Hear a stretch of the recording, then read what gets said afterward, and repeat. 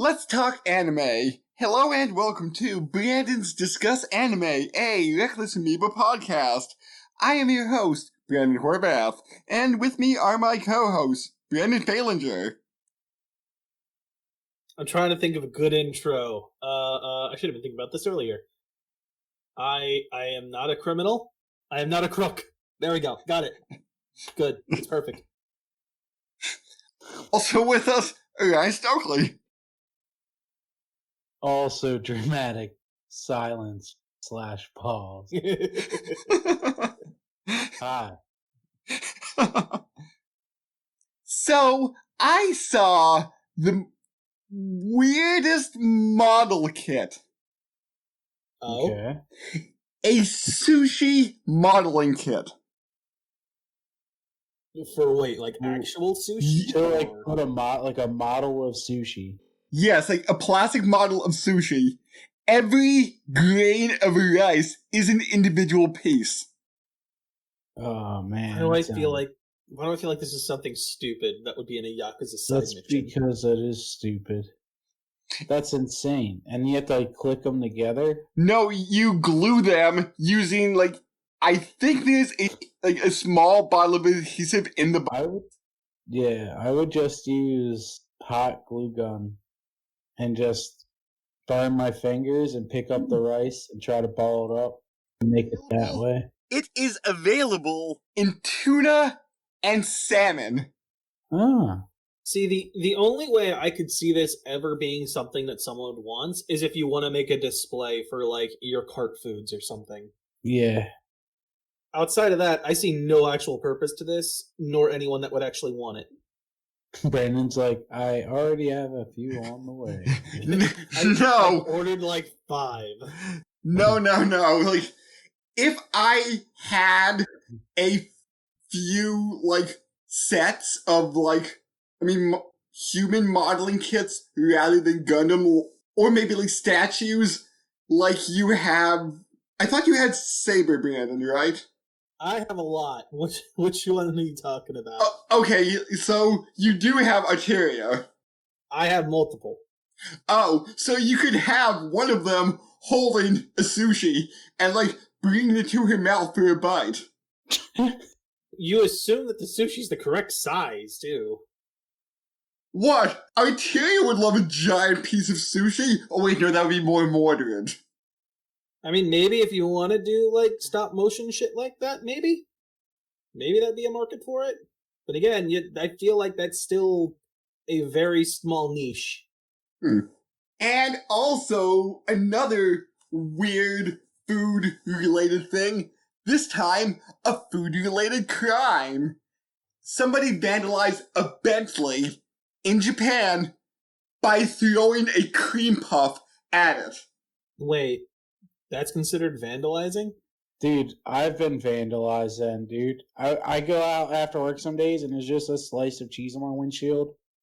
Or a burger just on my windshield. What? This happened 3 times maybe. But I found food on my car several times. Different cars too. Here's the thing, right? You're telling me this is vandalization when, as far as I can tell, this might have been a complete accident, right? Now, let's take this to a higher scenario here, a higher extreme. They're throwing tomatoes. Mm-hmm. The first tomato, fine. The minute you do 3 or more, then I would consider it vandalization. Yeah. A one-off seems like this could just be an accident. As stupid as it might possibly be, this could just be an accident. Yeah, you want to see what a tomato does on the windshield of a car. So you just throw one. What happens if I toss a tomato at a window? Yeah, exactly. Break? Or will it survive and just be smeared with tomato juice? Yeah. Depends on what kind of tomato we're talking. Also, what's a Bentley? It's a car, right? Or yeah. Okay. I just wanted to make sure Bentley wasn't a store or something. Although one person was hidden from view, his shadow was easily visible on the footage while the other man could be seen holding and hurling the pastry violently at the 15 million yen vehicle. As he slowly walked away into the woods where nobody saw him again. Yeah. Turns out he was really hairy, and there was a lot of big footprints left behind. No, he would be throwing beef jerky. He was out of beef jerky. No, that's why he threw it at the Bentley. The guy in the Bentley never gave him the beef jerky. So he grabbed a nearby cream puff and just started hucking him. Then he turned blurry for the camera. Exactly. Run away! He's fuzzy! Well, nobody wanted to get up in his face because everybody needs to mind their own business in Japan. Exactly. That's just how it is. They don't interact when that shit goes down.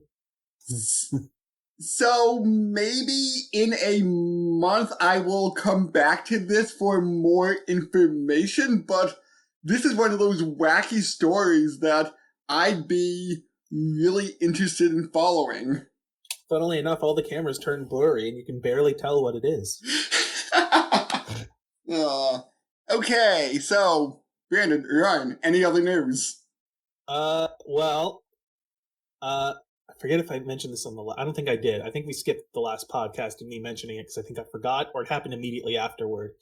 So remember when I said the PSN store was going down and they were taking it off the PS3 and PSP and stuff? Yes. Right? Oh yeah. They came back and were like, you know what, guys, we're sorry, we were wrong. You can have the PS3 and PS Vita store back. We'll leave it up. But the PSP store, that's still got to go. Huh. So, yeah, PlayStation 3 and the PlayStation Vita are still available as far as the stores go, but you still need to run for anything that would be on the PlayStation Portable. That sucks. I mean, PlayStation Portable is like 16 years old. But I thought they like all had the same store, which is weird. They do. They have the same like base store, I should say, like the same framework and everything. Why can't they just have access to it? That doesn't make sense. I mean, it was through the PlayStation Portable. That was when they had that big old hack. Oh. And maybe they're just terrified of that. Yeah. Could be something. But I mean, it's the same thing. Same idea, but that's the situation with PlayStation now at this point. I've been playing Persona 4 still. I have gotten to the point of no return where social links are no longer able to raise, and I have no idea what's going to happen. Because fuck me, this went from like 0 to 100 because there was a point where I could have gotten the bad ending. I managed to avoid that, and I'm on the route to the good ending.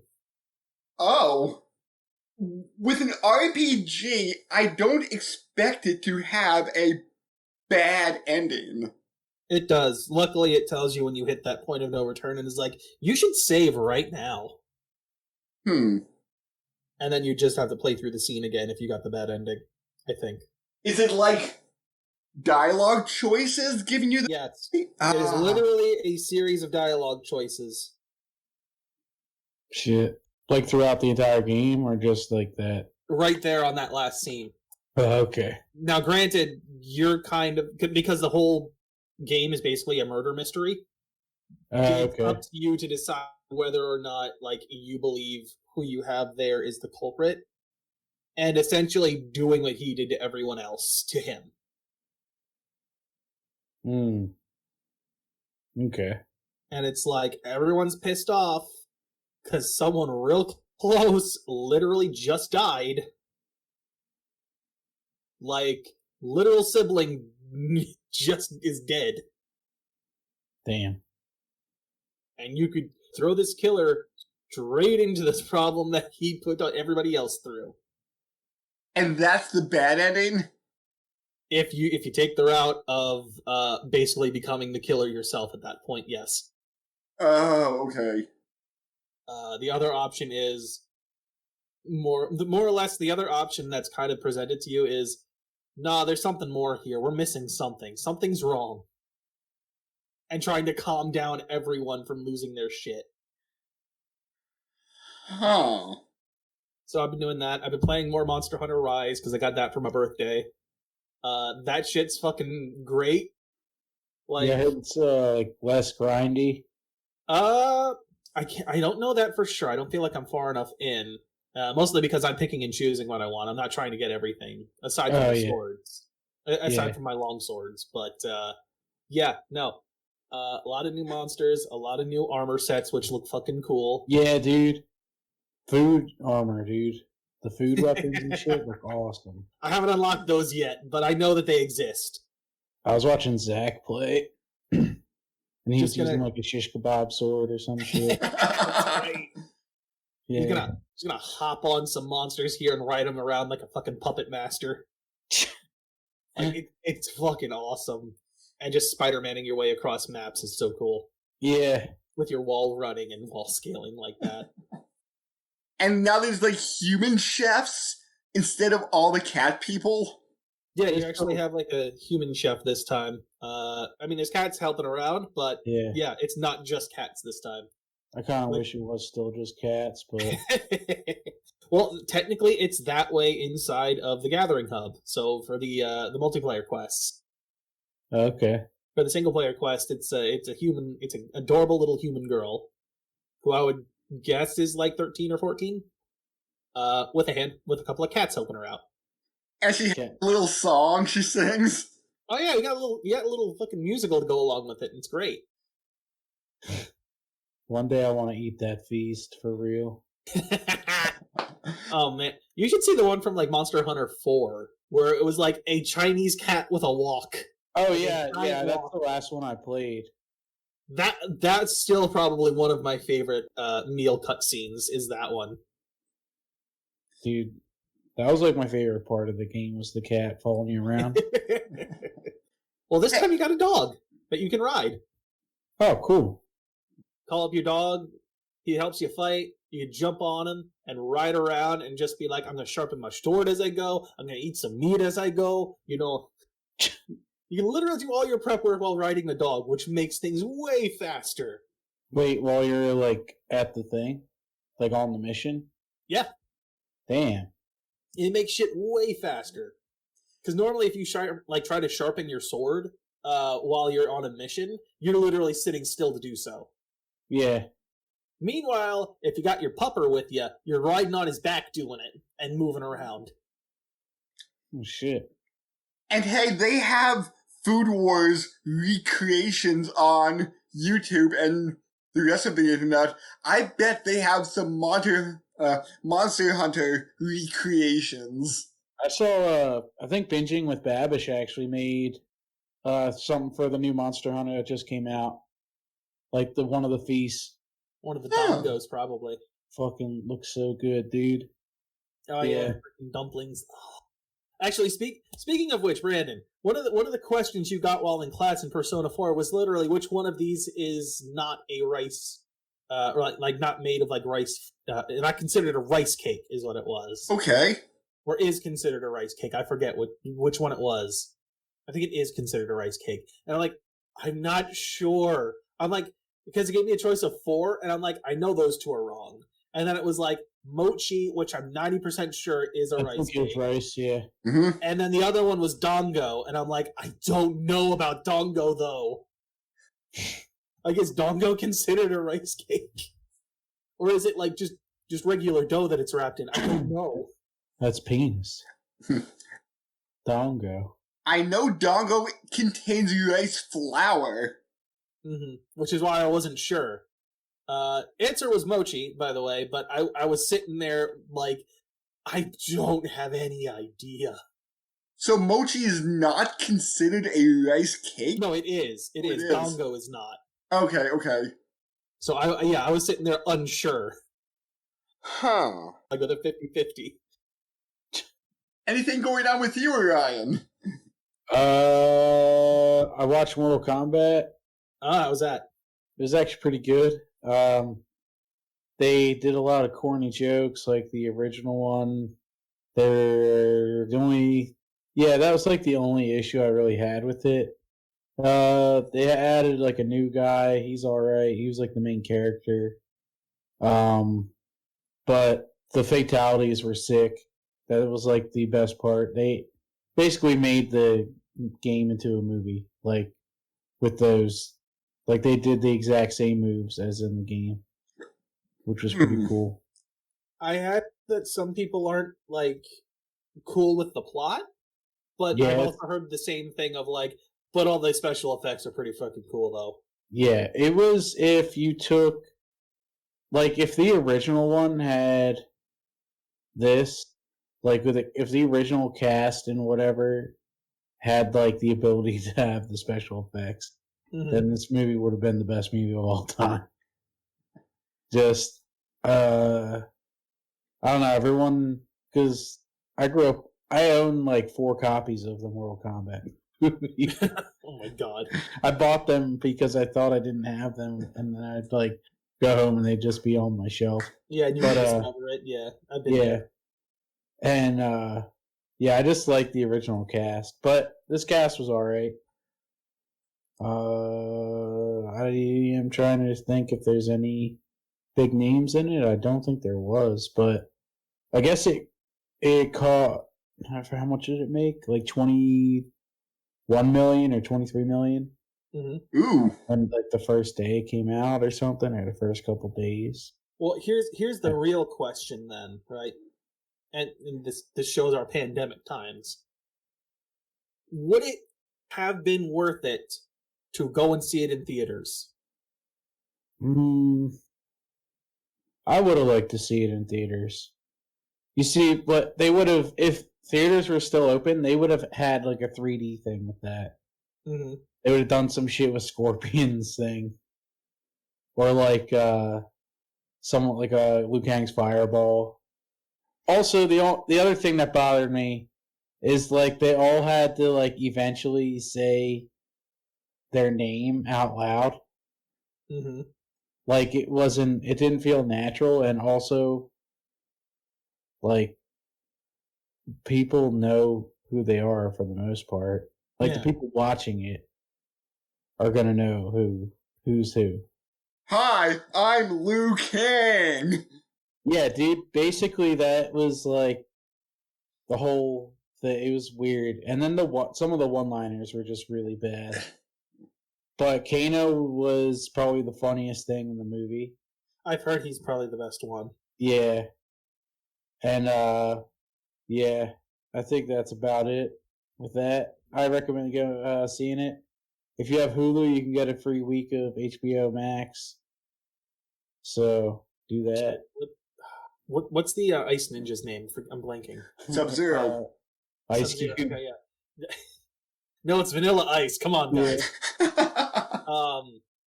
I gotta wonder though, or it's like just people in that universe just being like, "Oh, cool, we're gonna watch the Mortal Kombat, Sub-Zero, Scorpion. Are they just the same guy with the color palette swap?" Yeah. Don't forget about Reptile. He might be in the next one. They're planning on making like a couple more, I think. Oh. Well, they made enough money, it seems like. Yeah, they also didn't like have high standards for how it was gonna do. Mm-hmm. Just because of like the first Mortal Kombat and the second Mortal Kombat.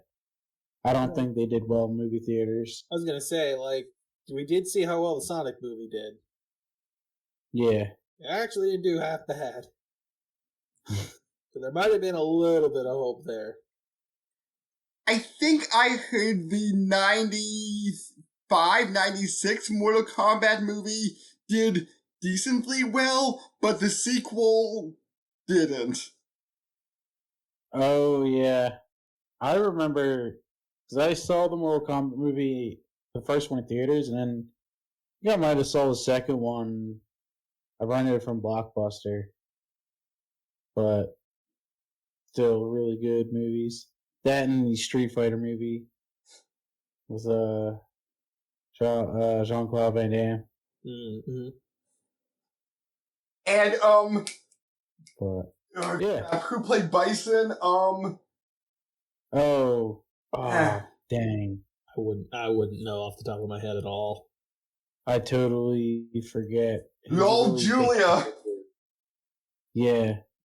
Apparently, the guy who played Dao Zim only did the movie for his kids. And then, like, that was the last movie he had because I think he had, like, lung cancer or something. Some kind of cancer. Oh. But he did the movie just because his kids loved the game. No, I think that was Raul Julia. Oh, was that? Okay. Yes. Okay. Yeah. But let's move on to today's main course. Okay, Ryan? Today's anime is Akudama Drive. Akudama Drive.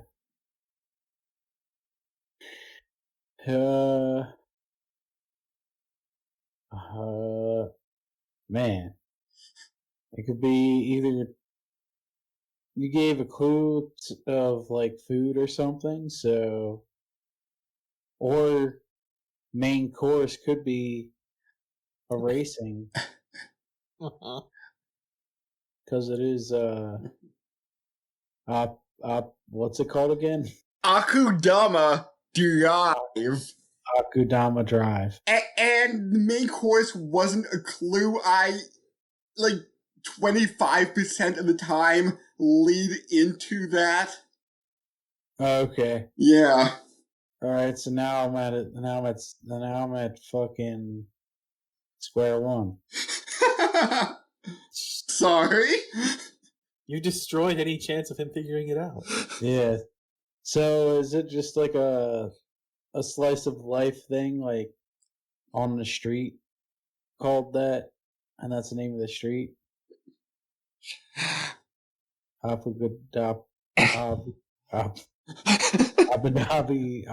Drive. Akudama Drive. Is that the name of the street that you all? No. Is it like a corner store that people go to? I mean, a corner store is involved that brings the plot into effect. Okay.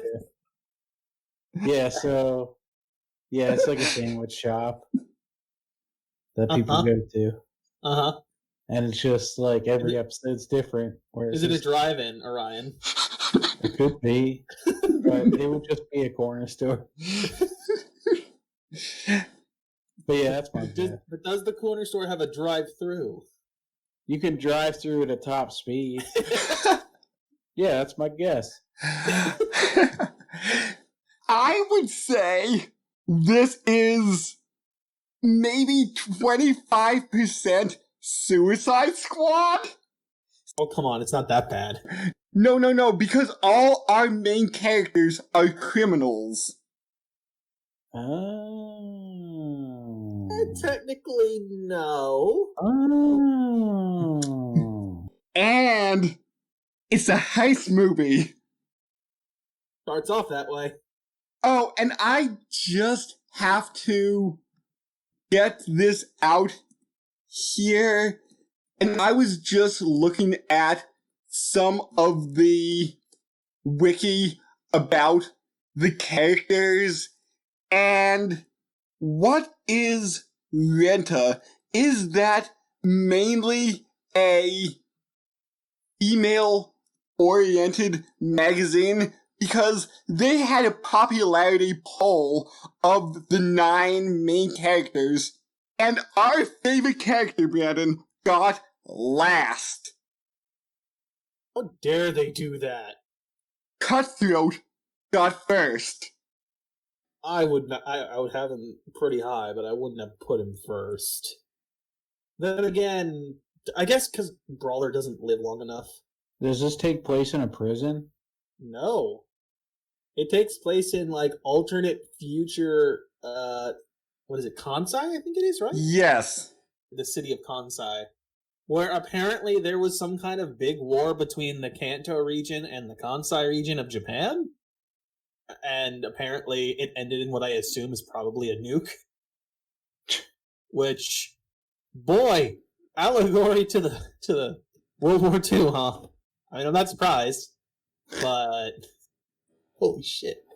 Our main character, well, I'm just going to say nobody is named in this. They all basically have code names they go by.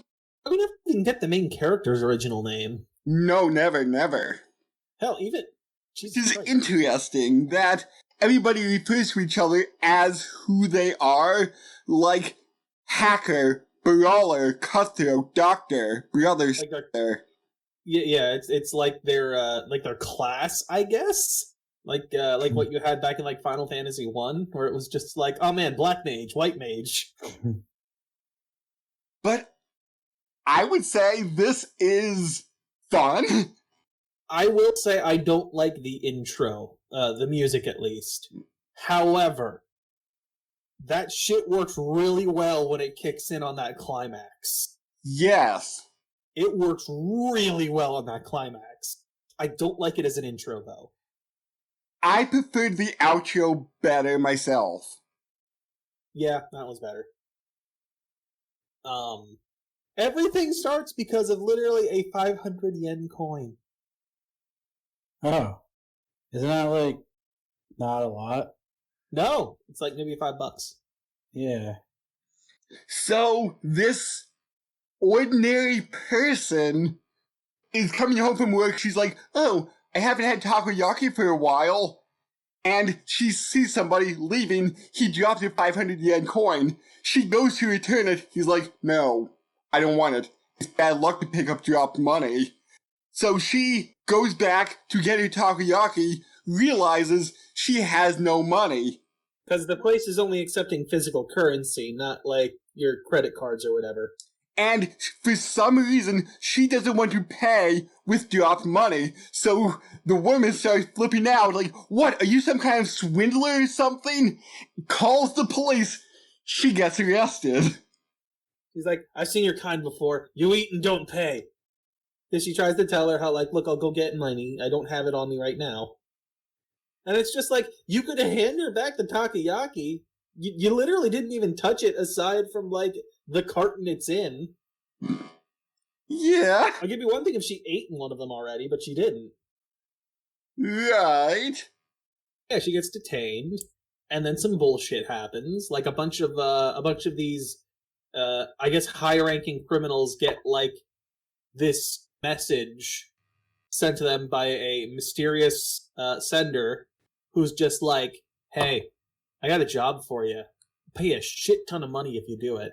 Get in and break out this guy that's going to be executed."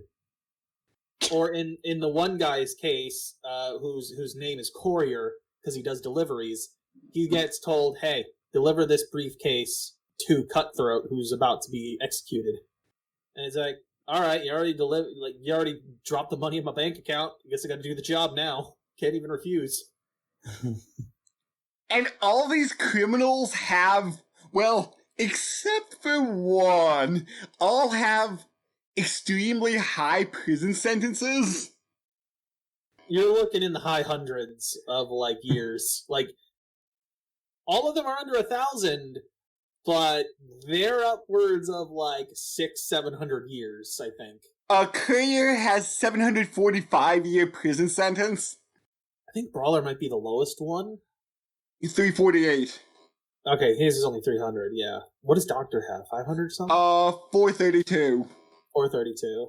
Okay. Hacker, Meanwhile, 589, and Cutthroat, 967. Yeah. So, they run in. They more or less manage to get in there. Brawler does exactly what you would expect. The man's a super meathead, but he's fucking hysterical. Yes. Are these just regular people, too? No, these are criminals.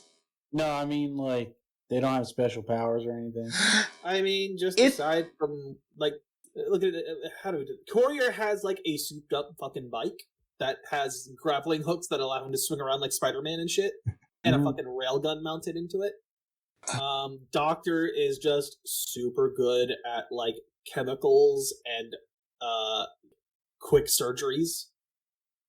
Brawler's, again, a meathead and just pounds things.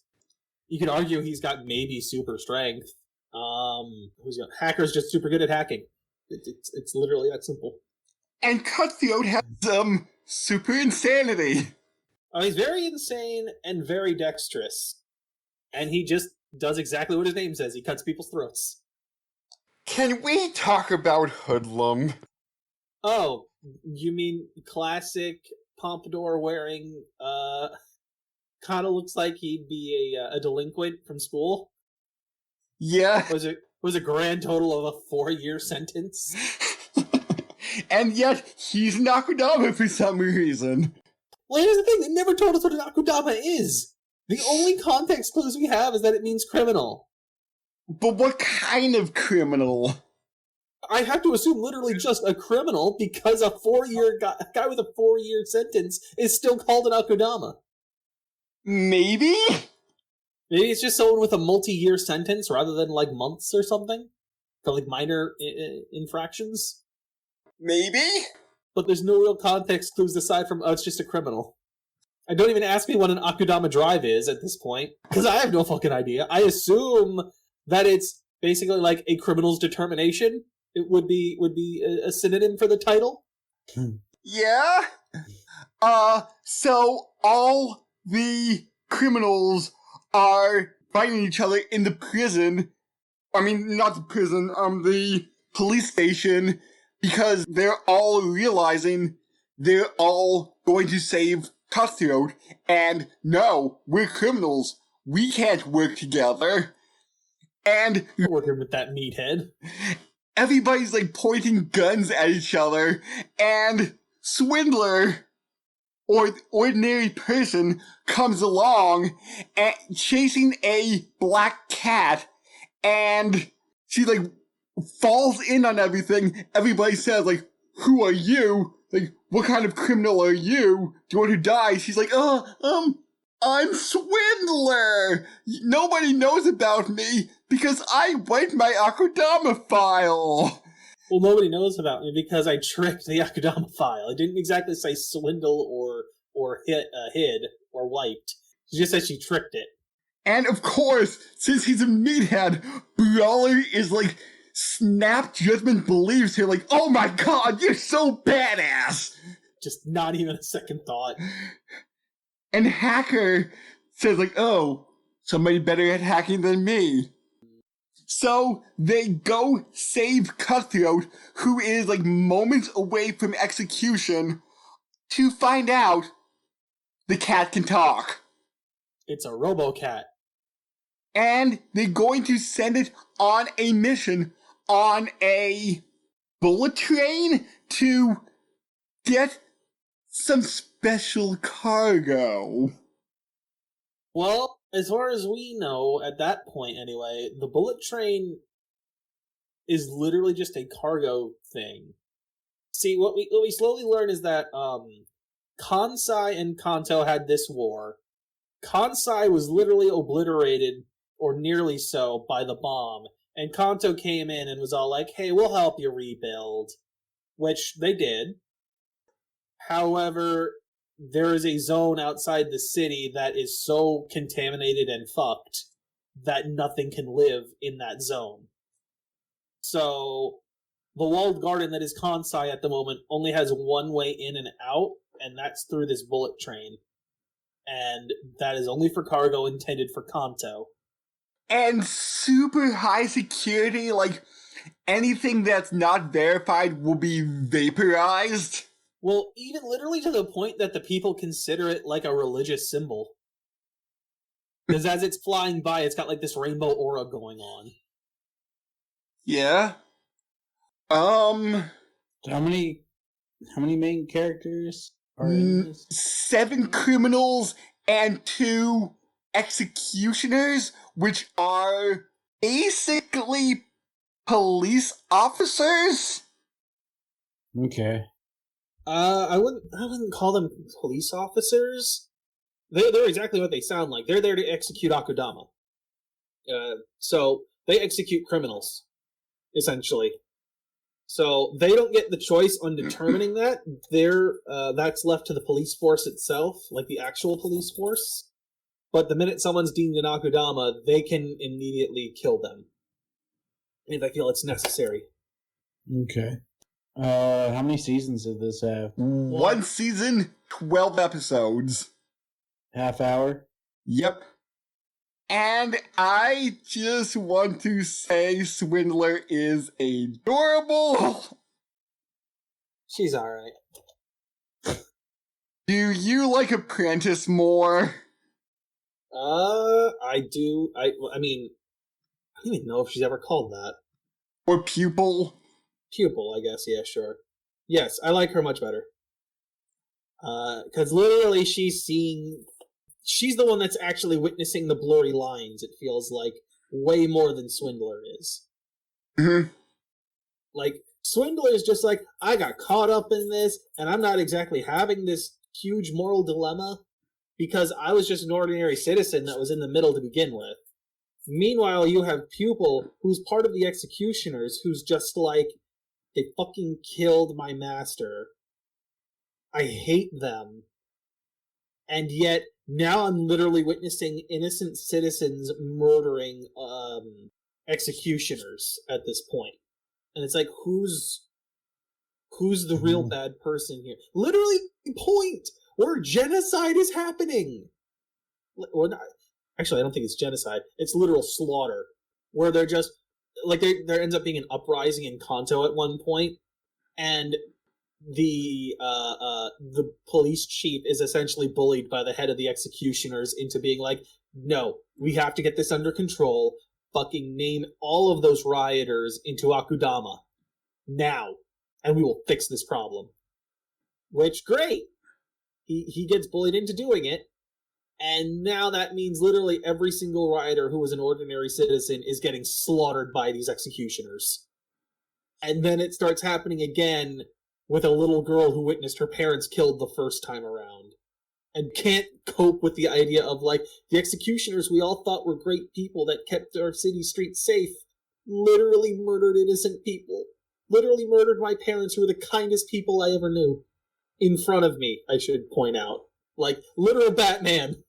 Except instead of a criminal, it's your police. It's like your like it's your strong arm policeman, or like your legal assassin, I guess.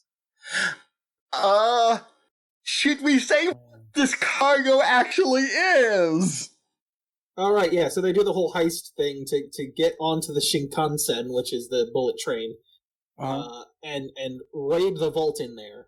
In order to do so, we got to hit buttons at the exact same time so the elevators will take us to where we need to go. Both of which are hilarious because they kind of just take brute force one way or the other to do it. Whether it's Brawler literally ripping up the torii gates between them and the button, or it's Cutthroat throwing a knife that pierces through each of the shields until it finally gets through and hits the button. What the hell? And before they get to a train station, I think one of the funniest scenes in this, because there is 30% comedy in this, there's one scene where Cutthroat goes crazy since he is a killer and likes everything red. There's red buttons on this subway train, or this floating subway train, and he hits the, what is it, like, not warp engine, afterburner button, and it's just, like, it starts flashing, lights blaring everywhere. Swindler says, like, what's going on? Hacker just looks at her, shrugs. She says, what do you mean, shrug? I just loved Hacker being so casual, and Swindler just like, what do you mean by that? Nothing I can do now. It's already hit. He hit the button. What am I supposed to do? I don't know. Yeah, so there's a lot of things that gets in their way, like did Hacker miscalculate the weight of the box? He didn't have the time. It was the last thing he needed to do, and he ran out of time to do it. So, because the idea was, like, nothing can go inside of this bullet train that is living. It'll get immediately fried. Like, you will be disintegrated if you try to get in. So, they found a way to make it so that way, if you're light enough, you can slip in, right? And the original plan was, let's get Hacker inside so that way he can hack the Shinkansen and break the security from the inside, right? Well, turns out he didn't manage to, like, get the last bit of programming in time to fit the weight that would allow him to slide inside of a box, right? To have the box enter and be like, oh, this is a legit box that's supposed to be in here. He's like, I got everything set up, just not the weight, so it needs to be someone lighter than me. And it turns out the only one there is Swindler that would be light enough. What does Swindler do? She swindles. Oh, okay. She's an ordinary citizen that just pulled some bullshit. Honestly, Okay. if you want an actual idea of what she does, like over the course of the show, whether she realizes it or not, she swindles people's emotions. Like she kind of puppeteers people a bit. Just manipulative. Yes, I would say it's manipulation for sure. Whether she realizes it or not. So I mean, very early on, sorry, I'm cutting you off. That's fine. She gets Cutthroat, who's just sitting there like, I really like you. I'm gonna make sure no one kills you. Calls her an angel and that she's pretty. So we find out that the Shinkansen has passenger cars. Which is very strange because there's no reason for passenger cars to be there. Because no people ride this train. And we finally get to the cargo car, where they find 2 children. Once they bust open the vault, yeah. And the brother is the voice of the cat. It's been controlling it from the inside the whole time. Wait, is the brothers 3 kids in a trench coat and a cat? Is that what he did? No, the cat was a robot cat. Oh, okay. So he was controlling the robot cat from inside the vault. So he's the mysterious benefactor that promised them 1 billion yen. 1 billion yen. Or like $10 million. Okay. But my thought is, how did brother get so much money? My assumption, and this isn't obviously spelled out for us, but who knows, maybe the manga spells it out better, I have no idea. But my assumption here is, like, during the backstory we get for these two, where, like, the cat originally, before brother took it over, was like, this is what they get for making an AI, giving an AI compassion, was basically like, he helped set them up with money and shit to make this happen. Ah. I mean, he gave them this, like, what is it? This, like, little, looks like a cookie tin almost, that you close, think of some type of food and open it and it just spawns food of whatever you thought of. Other than soup, I guess. Because that would be too messy. Yeah, that would never made sense to me, because I'm like, you're summoning takoyaki that has sauce all over it. Like, to me, it seems more like it can't do something that's a certain percentage, like that's mostly liquid. I don't know if I'd want to eat soup out of a cookie tin either. Yeah, well, I mean, the other question is, like, it could only make so much, too. Like, it'd only be able to fill the tin with it at that point as well. Yeah. And the tin's not super big. Meanwhile, with the other stuff, it's just, like, popping out of there in mountains. Like, what was it? Cutthroat ordered marshmallows. Yeah. And I was sitting there when I first saw them, and I'm like, are those marshmallows or mochi? I can't tell. And then he says it's marshmallows, and he's like, they taste better when they're covered in blood. Oh, alright, makes sense. What the fuck? Yeah. Cutthroat is just... He really likes the color red if you didn't get it yet. Yes. And he cuts throats? And he cuts throats. And he talks about your red flower blooming. Is that like your butthole? What is that? I assume it's the fountain of blood that sprays out of your neck when he slices it off. Oh, okay. Yeah. let's just say, It gets very gory very fast. yeah, and let's just say that Kanzai wasn't the only thing that got nuked. See, I'm not so sure. So was that an illusion they were doing? What, in Kanto? No, for the moon. Oh. No, I think that's real. Yeah, the moon got blown up. Like, there's pieces of it all around, and in my mind, that must mean one of two things. A, it must not be that long after the war, or pieces of that moon will have landed on Earth. Like, the big chunks. Just blew up the moon. Yes, the moon somehow got reached in all this, and I'm not quite sure how. They don't explain it too much. Like, brother and sister, the two little kids that are like, we're the ones that hired you. We want to go to the moon where we're never gonna get, like, where we'll finally be left alone in peace and not constantly experimented on. Well, they find out that the moon is like a hologram of it being a solid moon and not destroyed.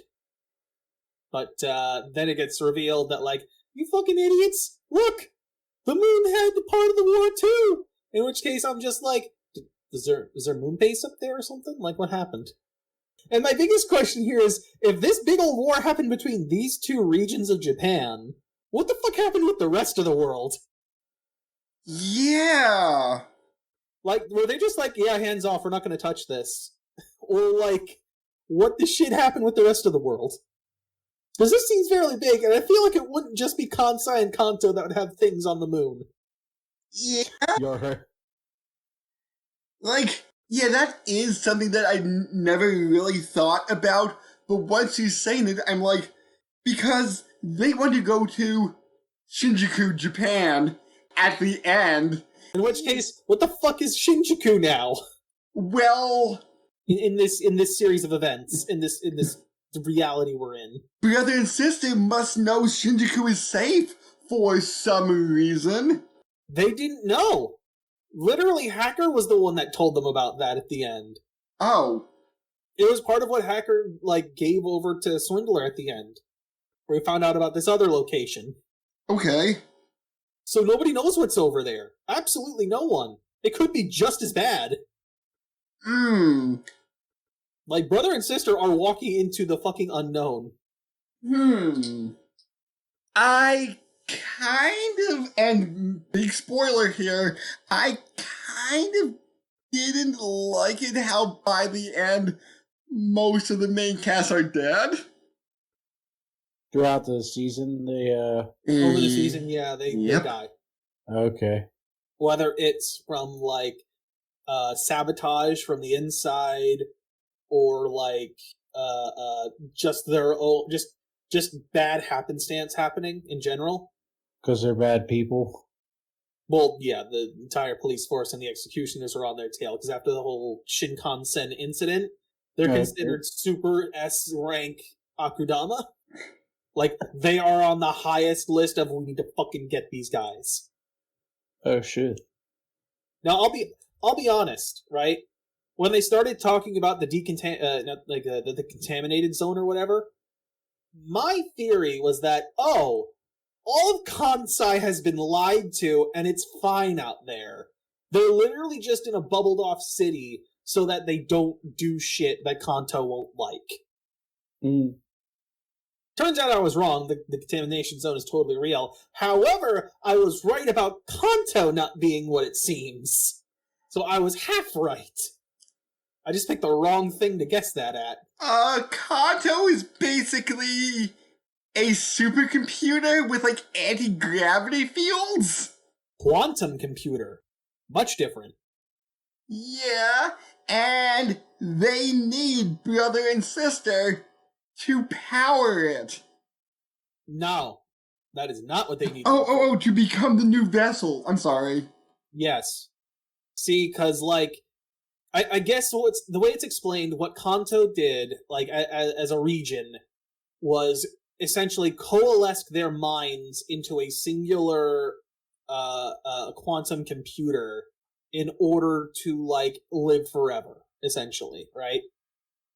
Well, after doing so, they realize, oh, well, there's one thing this quantum computer can't do once we're in here, and it's basically just walk around and do human shit. Like, we can live in this virtual world, essentially, and do whatever we want, and they've kind of become like a hive mind, is what I got out of it, at least.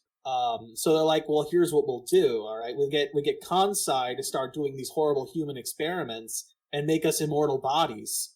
Then we'll just download our consciousness inside of them, and then we can do whatever the fuck we want and affect the physical world again. So we're all Kanto going to go into brother and sister, or were brother and sister phase 1 of Kanto's plan? Because all the citizens in 2 people is a little bit weird. My assumption would have been that the idea of would have been like split man and woman and then put them in appropriate bodies. Like all of the women into sister, all of the men into brother. Okay. Also, I should mention that as far as we're aware, they are not biologically related. They are only related because they are both the experiments that got released. And they seem to have invulnerability or like regeneration superpowers. Well, this is the other part that I was curious about. The way that Doctor mentions it when she starts looking at their blood and I like seeing what it's like is that it never ages. Like the cells never age, they never die, and from the look of it, they can infinitely replicate. So it sounds like it's just super regeneration if cells get, forcibly killed through like a gunshot or something. Mm-hmm. What it sounds like is it's a combination of you are naturally immortal, and permanently young, and you will regenerate from any injury given. Now, what I'm curious about... Actually, no, Brother mentions it in one of the experiments where they literally cut off his head and he regenerated from that. What I'm curious about, if they pull, like, a Gohan versus Perfect Cell, if they eradicate him down to a singular cell, would he still regenerate from that? Oh. Yeah, because Brother has, like, 400 souls inside him. 2,500. Because they say, I think Brother says as they're getting close to, like, their original goal, it was like, we have 5,555 souls that we need to live for. Because the experimentation wasn't just on one, it was on multiple. Or at least it was using multiple to fuel that one experiment. And was Brother the primary experiment, or all of Brother's friends were, like, top tier, and they eventually got fed into Brother? I think that was the case. I think, and this is where I'm confused a bit as to how this works. Does this mean he has a finite amount of regenerations, right? Like, can he regenerate the 2,500 and whatever amount times, and that's it? Like, if he would die? Or is it in fact permanent? In which case, why do we need all of them to do this? Because, like, it kind of shows him getting experimented on, and then he gets released back into the rest of the group that's there, and they're like, yeah, what did they do to you this time? Oh, they did this and this. It sucks because it hurts, but, I'll do it so that way you guys don't get experimented on. And I'm just sitting there like, well, what? Yeah, won't they all get experimented on? You would think. In which case, if the idea is they use them as fuel for Brother's immortality, then I have to imagine that there is a finite amount of regeneration or lives lost that he has. Yeah. Whether or not he can recover from it, fine, whatever. It's just a matter of he has a predetermined amount that he can die. Maybe. And this is just because they're not very clear on what the experimentation took to make it happen. Because in my mind, you would just be, genetically modifying them at that point. Or in the case of what Brother says and what is seems to be implied, it's you've shoved souls into him. And those are the fuel for the regeneration and immortality. Mhm. Because the corpses are all still there when they reveal, like, oh yeah, no, they all died, so you can have this power. So, Ryan, any questions about this anime? No, I kind of gathered all the people are named after what they kind of do or are. And like, do the criminals like team up or something? I mean, they worked together, but like the whole thing was like when they got to Cutthroat, the Yeah. package that Courier delivered was in fact bomb collars that they all got shoved on to force them to work for the Okay. kids, so they couldn't say no. So, that's why it's a little bit like Suicide Squad. Okay. Except Hacker manages to hack his off, and he's like, huh, that took longer than I thought it would. Yeah, after they get to the Shinkansen, and like get the vault out and shit, he's just like, took me a bit, but I managed to get it off, and just tosses it on the ground. He's like, I'm gonna go off to Kanto now, because everything here in Kansai is boring. It might be more fun in Kanto. Needless to say, and here's where I had a theory that he could probably have done. Unless the only reason this works is due to the immortality. My thought was like, oh, alright, since there's a decontamination zone that eradicates all like organic matter, even after the whole Shinkansen incident of they die anyway if they tried to get in there. Well, no, it was the decontamination zone was there to like eliminate any kind of like radiation or shit that would get to Kanto, and that includes like all physical matter that would contain it. So my thought was, oh, cool. The way that Hacker can totally do this is shoving himself inside of that vault again, because the kids would have to get through it, right? Mm-hmm. And at that point, we hadn't known about the immortality as a thing, right? So maybe they thought was, oh, they'll survive the decontamination zone because they're immortal. They'll just regenerate from it or whatever. Or the vault is shielded. It's one of the two. So my thought was, cool. Hacker will create himself in the vault. That's how he gets to Kanto, and nobody knows the difference until he's back out. Turns out that's not the case. The decontamination zone is actually a way to like separate mind from body, and then absorb mind into the quantum core, the quantum computer. What was your thought on the beginning of episode 11? Oh, the part where it's like, fuck you, we're back at the start? Yes! It did that twice. 11 and 12 really fucked with me on that. 12 was quicker about it, but yeah, 11 fucked with me where I'm like, wait, what? Yeah, I even checked. I'm like, wait, I did click on the right episode. Well, yeah, until it was like to the point where it's like the whole 500 yen coin thing happened again, and it's like, wait a minute, this is different. What's going on? Something's up here. Something's getting fucky. Yeah, why does Swindler have long hair again? Yeah, because she ends up cutting her hair at one point to like a pixie cut, and then literally goes through the points of like stabbing and killing other criminals that are trying to sell her and sister off to like a sex market. I thought the opening, or like the before that happened, was cute with Swindler and sister having a big sister, little sister type moment. Well, and like here's the interesting bit too, and this builds up toward the end when they reunite with brother who had been captured after trying to help the others escape. You actually see the development, like the emotional development that sister gets that brother now lacks. Because with him being captured, he's still stuck in the same place he was at the start. Versus sister, who's now actually gotten to the point of having an emotional relationship and emotional roller coasters and stuff. Like, she has mentally and emotionally developed way more than brother at that point. Like, even when brother's ready to give up, because he's like cold and calculating, being like, there's no way to survive this, we're all fucked. We should just give up. And she's like beating him on the chest, being like, everyone did this to get to you, you motherfucker.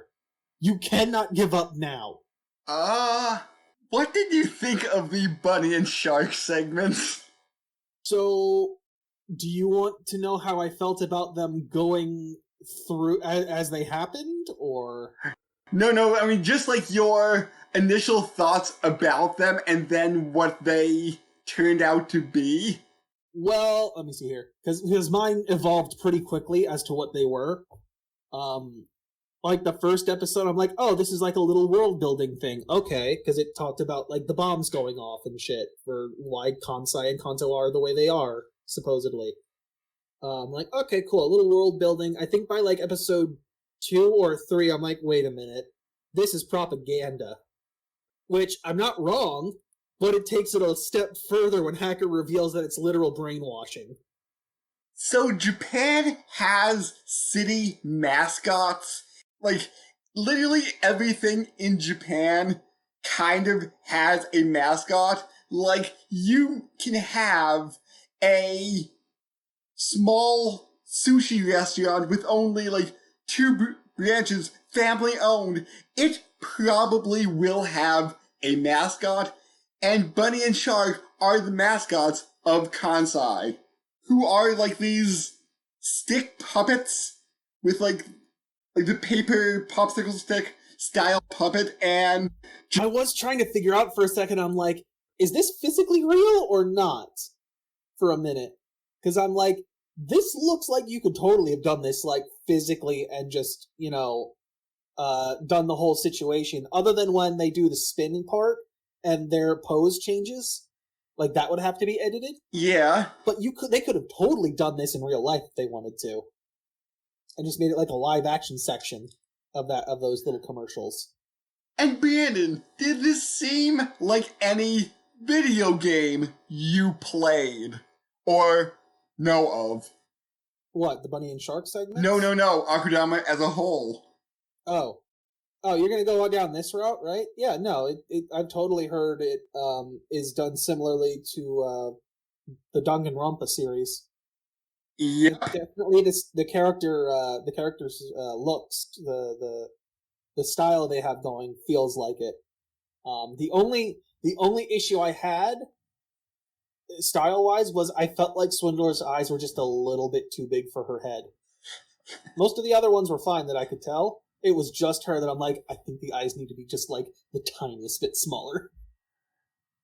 Because wasn't the main writer of Danganronpa created his own anime studio? I think so, yes. But yeah, style-wise, I do feel like Swindler's eyes are just slightly too large because it feels like there's no space between where the eye ends and where the side of the head is if you're looking at her straight on. That's just me being nitpicky. I did like... I was going to say, how did you feel about when she cut her hair when you first saw it? Because it took me a second where I'm like, oh, I don't know if I like this. And then by the next episode, I'm like, all right, cool, I'm fine with this now.